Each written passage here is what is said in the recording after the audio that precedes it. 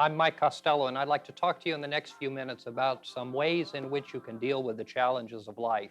We believe that we live in our minds and not in the world. That means that the things that take place in our thoughts, in the process of our mind, determine the quality of our lives. Several years ago, we used to see help wanted signs in windows when people were looking for help, and a common sign would say, "Help wanted, inquire within." That's good spiritual advice as well as a good source of finding help in the outer world. If we need help, if there's help wanted and needed in our lives, the place that we need to begin is to inquire within, to go within ourselves. We think so often that the circumstances and situations that life presents create the environment of our living, that they impact us. But the truth is that the reality of life all takes place within us. And within us are resources and intelligence and the abilities that we need to meet the difficulties and the challenges of life. If you have a problem in your life, if you're faced with challenge, I invite you to try going within. Don't look outside for the solutions. Don't look for someone else to bring them to you, but you have a reservoir within yourself, an intelligence within yourself, a spiritual presence within yourself, and a dynamic reality within yourself that can bring you the solutions and the helps that you need in your life. Inquire within. In order to inquire within, we have to begin the process of going within. And when we live in the outer world and circumstances and situations take their toll on our lives, we're so often influenced by them. But we need to know that no matter what happens outside, within us there is a place of peace, within us there is a resource, and within us there is the ability to quiet the difficulties of life and come to a new understanding and a new way of thinking about the circumstances and situations in life. If we really need help, if we really want help in our lives, we need to begin the process of connecting ourselves with that which is within us, that which is deeply within our inner being. And when we connect with that presence, we connect with the solutions that we need, with the peace that we need, the harmony, the balance, the health, and the supply that we need. All of us are faced with difficulties. A number of years ago, there was someone in our fellowship who suffered what would be called a nervous breakdown, a terrible, terrible tragedy in her life. Everything fell apart, and she began the process of coming back to herself. She had good medical help, she had good spiritual help, she had good family support, she had a circle of friends. And slowly, slowly, slowly, she came back to the process of understanding the circumstances and situations of her life, coming back to what we would call good and balanced mental health. Just when she reached the point in time of things kind of being balanced in the way that they were before, some tragedies came. She had difficulties with some of her children, and then her husband passed away. Many people around her thought that this would be the end of her, that it would take her back to where she was.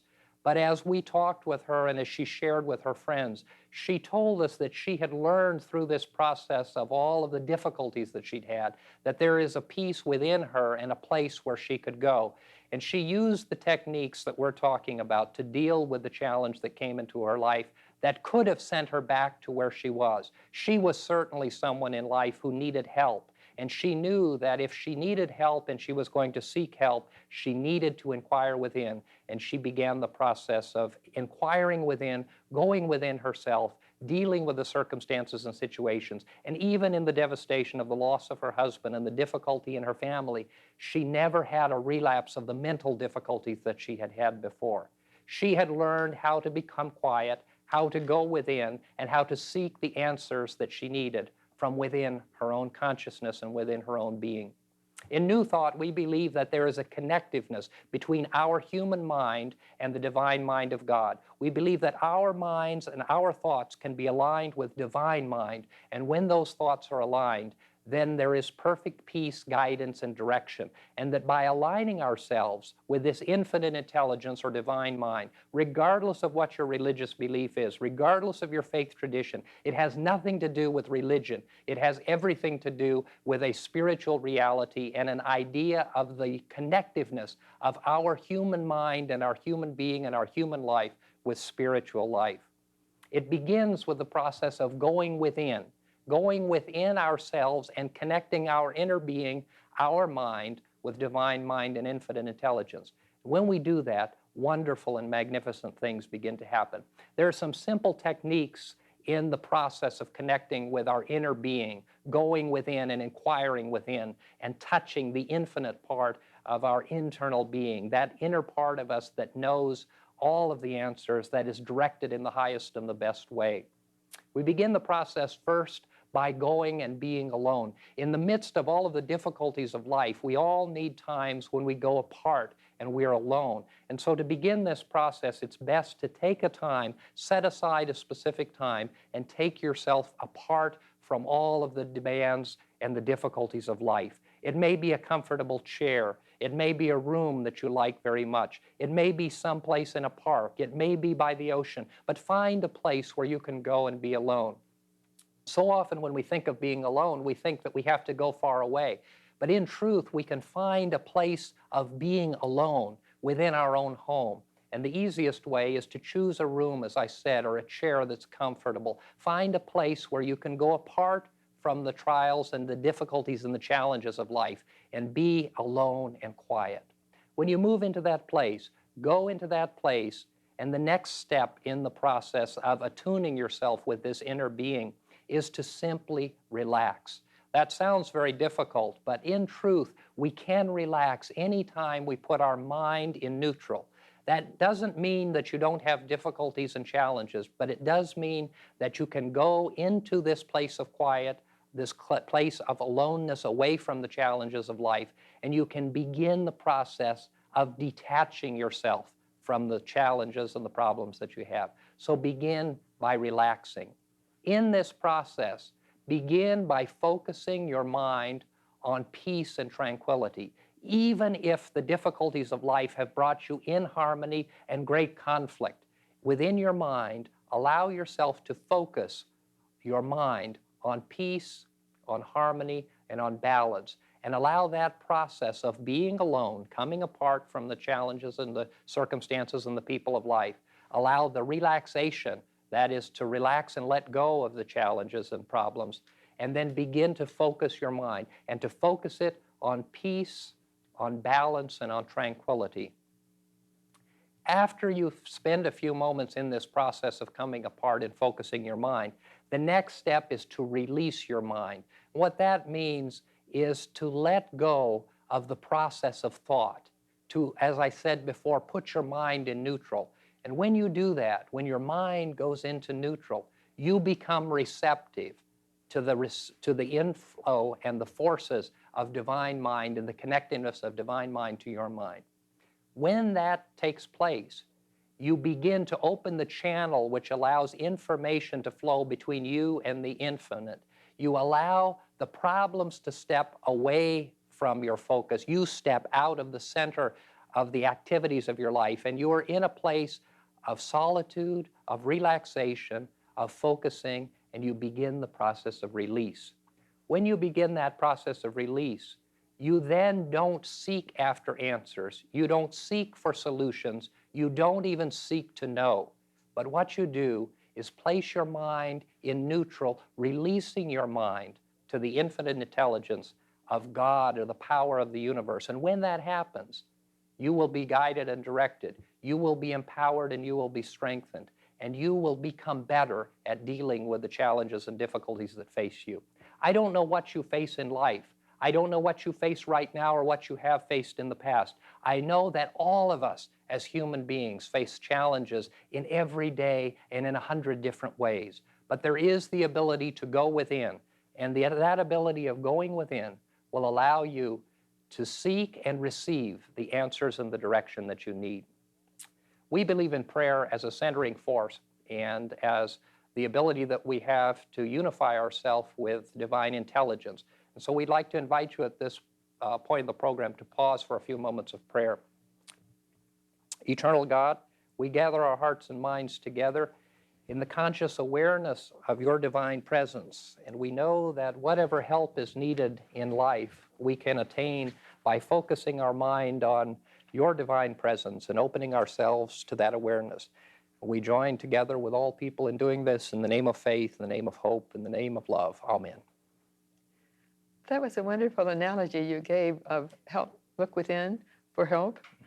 because that's our only that's our main source of health. That's where we always need to look. Right. We believe so often that we can get the answers by reading a book or getting some advice or by changing the way this or that happens in our lives. And all of those things don't solve the problems for us. We need to go first within. Too often we look to others to solve our problems for us.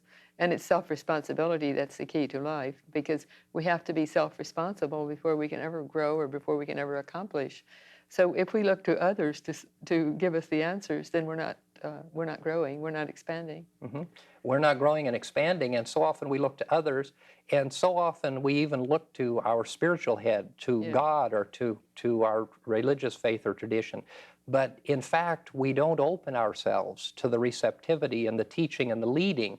Instead, we want to have the answer simply given to us in the midst of our turmoil and our challenge. That doesn't always happen. That's part of the problem of not assuming self-responsibility. And it's so much more easy to do that, but it's so much more growth-producing to make our own decisions. And we can ask other people's advice and thank them very kindly, but then make up our own minds, and that's the way we really progress. Mm-hmm. And by quieting ourselves, I think that's one of the great challenges that we have. Yes, that was very important, what you were saying about silence. And I know that we get our very best answers to anything in silence and in meditation. And meditation is silence. We're listening to God during the time of meditation and contemplation. And if we look at answers we've received, if we look at answers people who have confided in us have received, or if we look at answers in great books, we see that the answer always came during the time of silence. Mm-hmm. Yeah, the solutions to our problems always come when we're not seeking the solution. Yes. I mean, the way that we're always guided the best is in the shower or washing the dishes or driving the car. That's when the real solutions to life come. Right, and it's letting go and letting God. Mm-hmm. So we're opening the gates, and the gates are the chakras, the 4 centers in the body. And we're opening those gates and allowing a greater expansion of our consciousness. Mm-hmm. Maybe we should talk a little about the chakras. Why don't you go through those? It's very good. We have 7 major chakras, and they're located over the endocrine glands. And there's an interesting factor about the chakras. All the great teachers of the past have taught us that we have the 7 major chakras and 48 minor chakras. And the major ones are located over the endocrine glands, which is at the root chakra, at the base of the spine, and then the spleen chakra in that area of the body, and then about 2 inches above the navel is the solar plexus chakra, which is our emotional center of our body, and then the heart chakra is located over the thymus gland. And of course we know that the thymus gland governs the healing and governs the immune system, so it behooves us to work with our heart chakra a great deal. And then the throat chakra is located over the parathyroid glands, and that speaks the word more or less. And then the brow chakra governs our clairvoyance, our far-seeing, and the crown chakra then is how we go out of our body at night and in sleep and in death. And those crown chakra and brow chakra are located over the pineal and pituitary glands, and they're in the center of the head. They're shaped like this.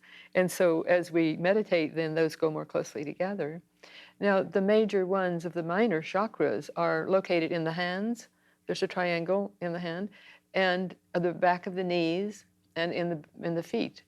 And so we know that from reflexology that every part of the body is reflected in the feet, in the hands, and in the ears. And so the minor chakras are located throughout the body. But there's a new way of looking at the chakras, which to me is very fascinating.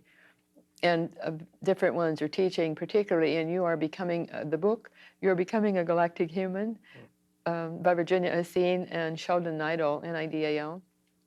They're saying that our other major chakras have now been activated. And whether we know it or not, they're being activated. And so we have 13 major chakras as opposed to just the 7. Now, they've always been in the body. They've just not been as activated as they've become now. So then there's another chakra near the solar plexus chakra, which is located near the navel. There's another chakra at the thymus near the heart chakra, and another chakra at the base of the head. at the top of the spine, and that's called the well of dreams.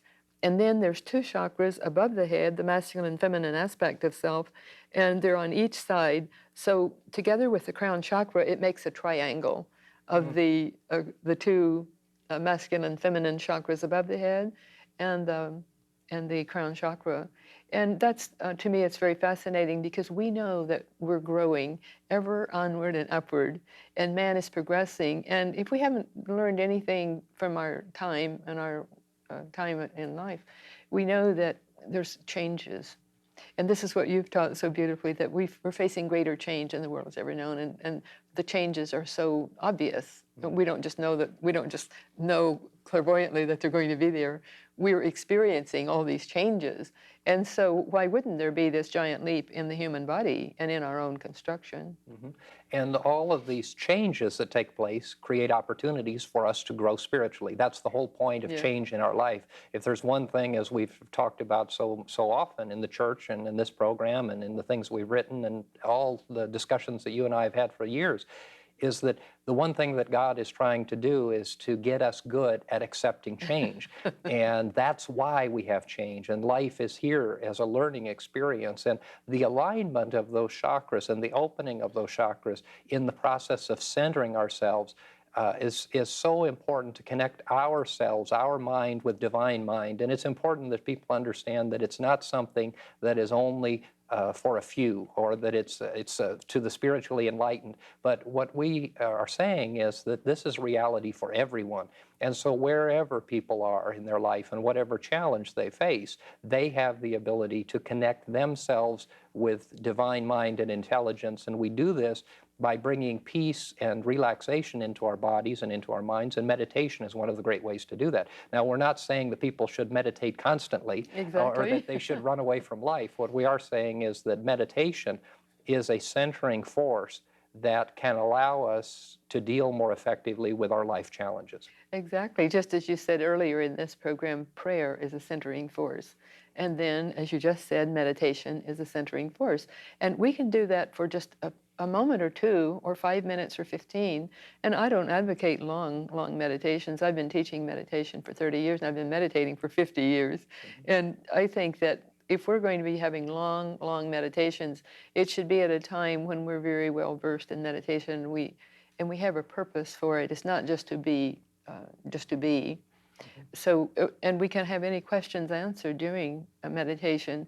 And the reason we can have those questions answered is because we're open to divine truth, because it always lies within our parameter. We just have to access it. It is always within us. Right. And it's not only within us, it's within everyone. Yes. And if we can understand that and come to the realization, I think it's a very good point that you made, that people should be very cautious about long periods of meditation, because so often people in New Thought or in esoteric metaphysics or whatever their philosophy or background is in this tradition, so often those people will use meditation very much as other people use drugs or shopping or eating, as ways to escape the difficulties and the challenges of life. And that's not the point of meditation. Exactly. That's not the point of connecting ourselves with divine mind. It is not to detach ourselves from life. It is to detach ourselves from the problems and the circumstances of life, and to be able to deal effectively with them. And we can't run away to meditation and stay in a meditative state.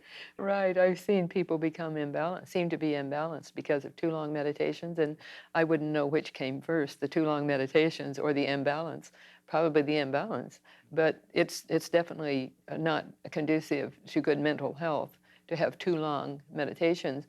But the best treat we can ever give ourselves is to just tune in. It's essentially tuning in to divinity, and we can do that at any moment. It's a wonderful thing that we can go home to God at any moment, and we can do it just that, within a moment, or within a little more time if we have that time.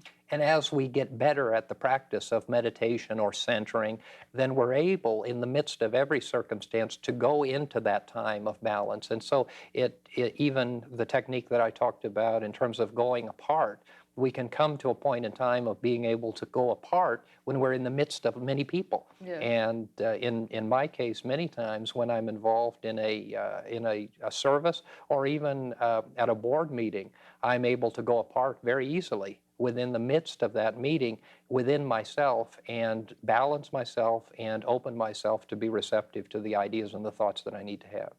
Yes, and I remember when my children were in their 40s, were very young, they're now in their 40s, and they were just young children. And my doctor told my husband, the best thing you can do for Iris is take the children away for a day and just give her time alone.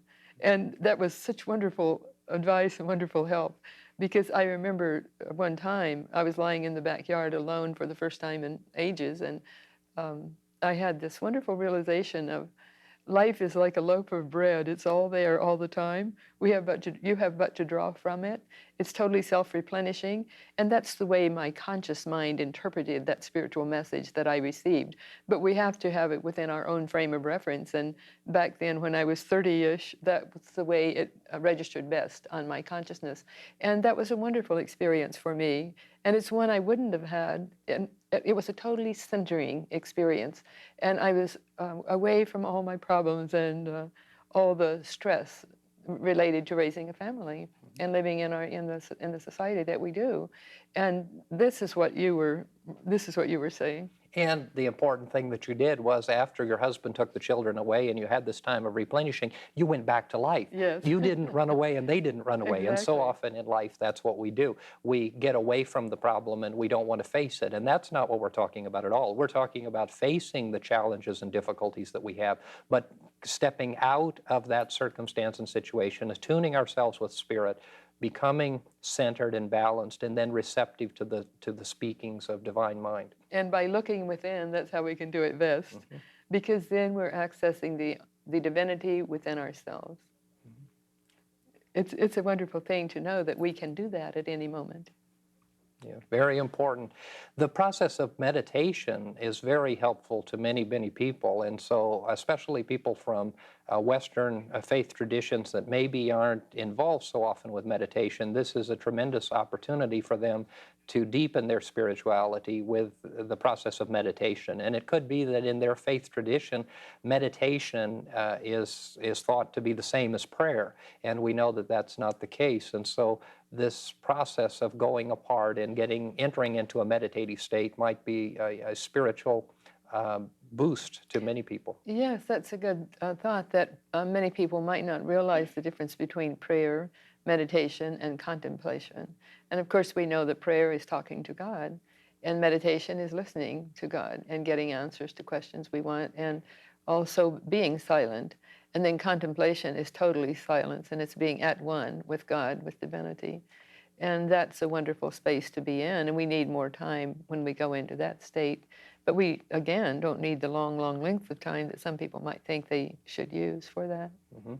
Yeah, meditation and contemplation, although people in the Western tradition may be in monastic life, nuns and priests and monks are more familiar, but they're familiar with it in a purely Western tradition.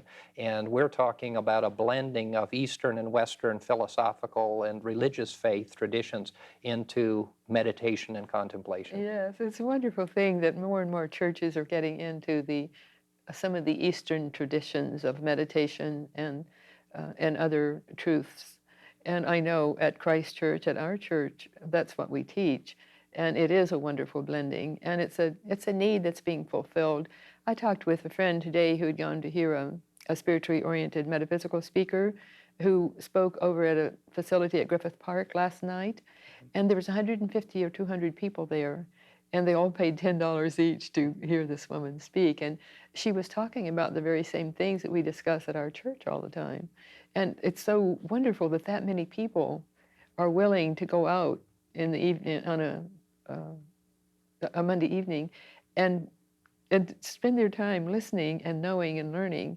And I think that's a sign of the time that more, as you said earlier, today, more and more people are being involved in metaphysical truths without seeming to be strange or weird or unusual. And metaphysics, New Thought, the very philosophy that we talk about, is totally conducive to any religious or faith tradition. And so if people are of a tradition that doesn't necessarily embrace the concepts of meditation, contemplation, and other New Thought concepts, they're able to seek that out and to have it as an adjunct to their existing faith tradition. Yes, I think what you're saying is that it's being incorporated more and more into mainline churches, and that's a good thing because it's part of the growth pattern. It's part of the change that we're experiencing during this time.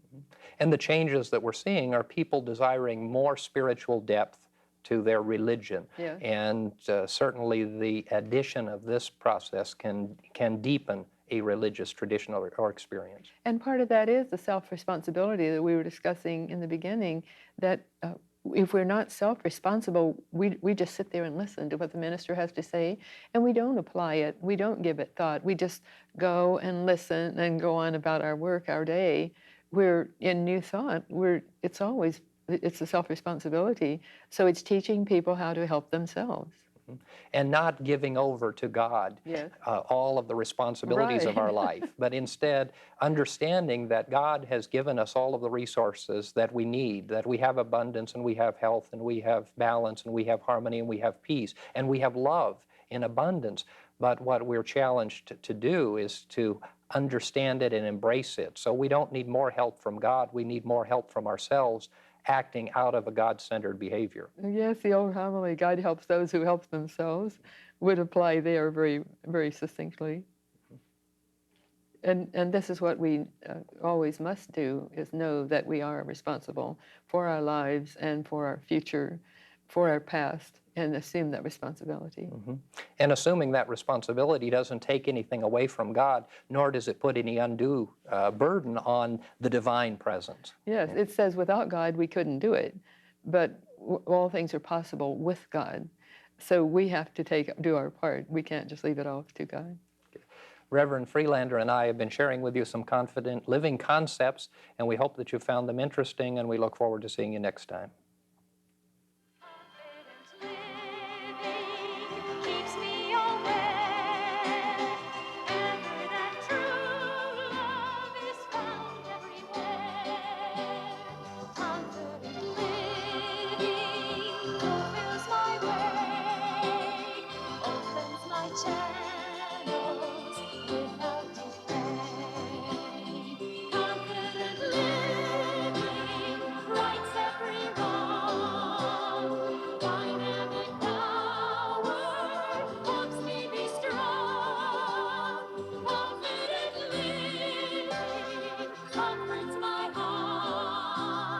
From such a blessed